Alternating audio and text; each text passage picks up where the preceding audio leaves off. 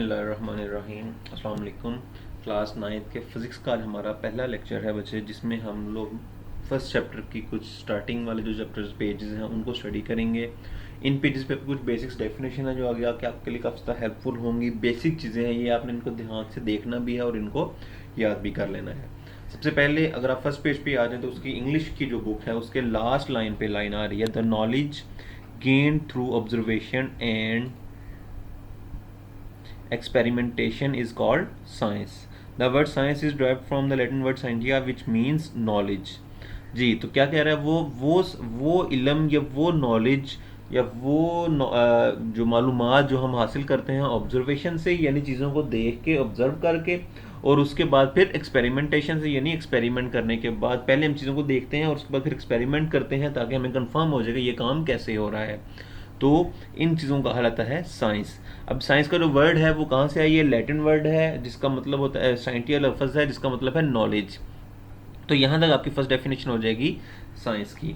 उर्दू में देख लेते हैं। उर्दू में वो कहता है वो इल्म जो मुशाहिदात और तजर्बात की बुनियाद पर हासिल हो साइंस कहलाता है। क्या मतलब है? जिसमें हम चीज़ों को ऑब्जर्व कर रहे हैं और उनसे रिजल्ट निकाल रहे हैं, उसको हम साइंस का नाम देंगे। साइंस का लफ्ज़ लतीनी ज़बान के लफ्ज़ साइंटिया से मखूज़ है जिसका मफ़हूम है इल्म। यहाँ तक आपकी ये डेफिनेशन पूरी हो जाएगी।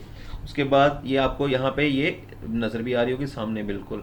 उसके बाद वो कहता है नोट अंटिल 18th सेंचुरी। अब आप इसको थोड़ा इस तरीके से चेंज कर सकते हो, until 18th century various aspects of material objects were studied under a single objects called natural philosophy. मतलब क्या उस बात का? वो कहता है 18वीं सदी तक आप, अब हमने इस तरीके से कैटेगराइज नहीं था किया हुआ चीज़ों को, जिस तरीके से अब आप बायो पढ़ते हो, केमिस्ट्री पढ़ते हो, फिजिक्स पढ़ते हो, मैथमेटिक्स, तब हम इन चीज़ों को इस तरीके से कैटेगराइज नहीं थे करते, उनको अलग पार्ट्स नहीं थे बनाते। हम इनको एक ही इल्म के एक ही फील्ड के अंदर स्टडी करते थे जिसको हम नेचुरल फिलॉसफी का नाम देते थे। तो इसी तरीके से 18वीं सदी से पहले मादी इस्लाम के मुख्तलिफ पहलुओं का मुतालिया नेचुरल फिलॉसफी कहलाता था। तो उसको हम क्या कहते थे? Natural philosophy. उसके बाद यहाँ तक नेचुरल फिलोसफी की डेफिनेशन हो जाएगी। आगे फिर after that it was divided into two main streams but as the knowledge increase, यानी कि जैसे जैसे इल्म बढ़ता गया, लोगों ने रिसर्च की, तो क्या हुआ, इसको अब फिर फर्दर दो पार्ट्स में डिवाइड कर दिया गया।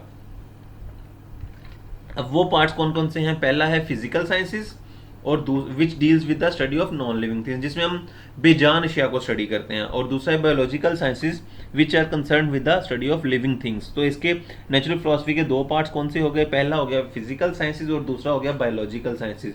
फिजिकल साइंसेज में हम बेजान अशिया को स्टडी करेंगे और बायोलॉजिकल साइंसेज में जानदार अशिया को स्टडी करेंगे। तो यहाँ पे भी आप यहाँ से निशान लगा लें। नेचुरल फिलोसफी दो शाखें हैं, इसकी दो बड़ी शाखों में बट गई है या बट गई, फिजिकल साइंसेज और बायोलॉजिकल साइंसेज, जैसा कि यहाँ पे मैंने हाईलाइट भी कर दिया है। इसके बाद आगे चलते हैं हम। बाकी सारी जनरल इन्फॉर्मेशन की चीज़ें हैं, अब उसको खुद से स्टडी करेंगे। नेक्स्ट टॉपिक पे आ जाए, इंट्रोडक्शन टू फिजिक्स। आगे इसकी जो ये थर्ड लास्ट लाइन बनती है फर्स्ट पैराग्राफ की, the physics in physics we study matter energy and their interaction, the laws and principles of physics help us to understand nature. वो कहता है फिजिक्स के अंदर हम क्या स्टडी करते हैं? हम मैस या मैटर को स्टडी करते हैं, एनर्जी को स्टडी करते हैं और उनके इंट्रैक्शन को स्टडी करते हैं। मीन्स मैटर क्या है, चीज़ें कैसे मैटर से बनती हैं और उसको फिर कैसे एनर्जी में चेंज किया जा सके, कितनी एनर्जी रिलीज होगी, कैसे वो हम उसको यूज़ कर सकते हैं, ये सारा जो काम है इसको इंट्रैक्शन कह लेते हैं, या इसके जो लॉज और प्रिंसिपल बनाए गए हैं इनको सबको स्टडी करना फिजिक्स कहलाता है। उर्दू में देख लेते हैं हम जी। फिज़िक्स में हम मादा, एनर्जी, उनके बाहमी अमल का मुतालिया करते हैं। फ़िज़िक्स के असूल और कवानीन फितरत को समझने में हमारी मदद करते हैं। तो ये फ़िज़िक्स की तारीफ़ हो जाएगी।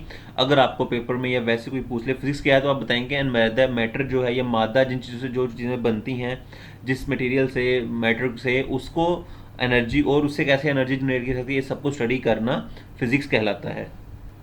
इससे आगे बच्चे नेक्स्ट पैराग्राफ में उसने डिफरेंट हमें एग्जांपल्स दी हुई हैं, उसने बताया हुआ है हमें जर्नल इन्फॉर्मेशन की चीज़ें हैं। इस टॉपिक के एंड तक फिजिकल क्वांटिटी से पहले पहले कि किस तरीके से हमारे जो रेगुलर फील्ड्स है लाइफ में कि फिज़िक्स हमें कैसे हेल्प कर रही है डिफरेंट चीज़ों को इन्वेंट करने में, रिसर्चेज करने में, और कैसे हम उनसे फिर फ़ायदा भी ले सकते हैं। अगर इसकी ये फर्स्ट लाइन आप देखें तो उसमें वो आप कह सकते हैं ये इसका एडवांटेज या हमें फ़वाद बता रहा है। The rapid progress in science during recent years has become possible due to discoveries and invention in the field of sciences. वो कहता है जो अभी रिसेंटली डिस्कवरीज हुई हैं, इन्वेंशंस हुई हैं, सब की सब किसकी वजह से हुई हैं, फिजिक्स के अंदर जो रिसर्च की गई है उसकी वजह से। The technologies are the application of scientific principles. अब वो जो सारी फिजिक ये टेक्नोलॉजीज हैं ये साइंटिफिक प्रिंसिपल्स पे काम कर रही हैं। Most of the technologies of modern society throughout the world are related to physics, लेकिन इनमें से जो मोस्टली टेक्नोलॉजी होगी वो फिजिक्स से रिलेटेड होगी। उसमें आप गाड़ियों की मिसाल ले लें, रेफ्रिजरेटर मशीन्स, हमारी जितनी भी मशीन्स इस तरह चल रही हैं, जो भी हम काम कर रहे हैं वो सब जो है वो फिजिक्स से रिलेटेड है। तो यहाँ तक आप इसको, अगर आपको क्वेश्चन कोई पूछ ले कि एडवांटेजेस क्या हैं, ये क्या कैसे ये हेल्प कर रही है, तो आप ये वाला इतना लिखेंगे फॉर एग्जाम्पल से पहले। उसके बाद अगर आपको कोई एग्जाम्पल पूछ लेता है तो आप यहाँ तक कवर करेंगे इस पेज पे, और अगले पेज पे भी कुछ डिफरेंट एग्जाम्पल्स हैं, आप भी खुद स्टडी करेंगे और इनको एक दफ़ा गो थ्रू करके अंडरस्टैंड कर लेंगे। उसके बाद एंड पे आ जाए, हाउएवर के बाद the scientific inventions have also caused harms and destructions to our to destruction of serious nature. वो कहता है ये जो साइंटिफिक इन्वेंशंस थी इन्होंने काफ़ी ज़्यादा नुकसान भी पहुंचाया है, हार्म्स एंड तबाही भी ये तबाही का सबब भी बनी है। Which one of which is environmental pollution. इनमें से एक है माहौलियाती आलूदगी और दूसरा कौन सा है, डेडली वेपन्स, जो हमने खतरनाक किस्म के हथियार बना लिए हैं। ये दोनों इसके नुकसान, बड़े नुकसान हैं।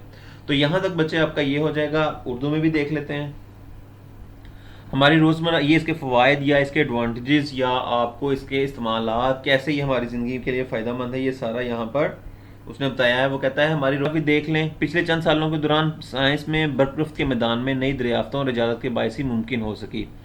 टेक्नोलॉजी साइंसी असूलों के इतलाक़ की हामिल होती है। मौजूदा दौर में ज़्यादा टेक्नोलॉजी फिजिक्स से मुतल्लिक है। मिसाल के तौर पर कार मैकेनिक्स के असूल पर बनाई जाती है। अब वो कह रहा है जितनी भी तरक्की हुई है उसने यहाँ पे ये भी वही बात की है कि वो फिजिक्स की फील्ड में जो हमारी रिसर्च हो रही थी, जो हम रूल्स और लॉज बना रहे थे, उसकी बेसिस पे हुई है। और ज़्यादातर जो काम हो रहा है वो फिजिक्स के रिलेटेड ही है। तो आगे मिसाल भी दे दी है उसने कि कार जो है मैकेनिक्स के असूल के पे बनाई जाती है। आगे इसी तरीके से आप भी ये डिफरेंट इसकी मिसालें देख लेंगे, कुछ 1 2 3 आप इसको याद कर लेंगे अपनी आसानी के लिए। अगर कोड करना पड़ जाए तो वहाँ पे आप इसको इस्तेमाल कर सकें। नुकसानात देख लेते हैं। लास्ट पैराग्राफ है, साइंसी ईजादात खतरनाक किस्म के नुकसानात और तबाही का बायस भी बनती हैं। इनमें से एक है माहौलियाती आलूदगी और दूसरा है तबाहकुन हथियार। वो कहता है इसकी इजाज़त जो है ये खतरनाक किस्म के दो नुकसान आए हैं इसके, लेकिन सबसे बड़े जो नुकसान है वो माहौलियाती आलूदगी है, जिसकी वजह से आगे डिफरेंट बीमारियों का सबब बन रही हैं। हमारे यहाँ मुख्तलिफ़ किस्म की प्रॉब्लम्स हम लोग फेस कर रहे हैं। और दूसरा तबाहकुन हथियार हैं जो कि इंसानों के कत्ल व गारत के लिए, इंसानों की डिस्ट्रक्शन के लिए इस्तेमाल किए जा रहे हैं। तो ये इसके नुकसान हो जाएंगे। जी बच्चे, ये आज का पहला लेक्चर था। होपफुली आपको ये क्लियर हो गया होगा। Thank you.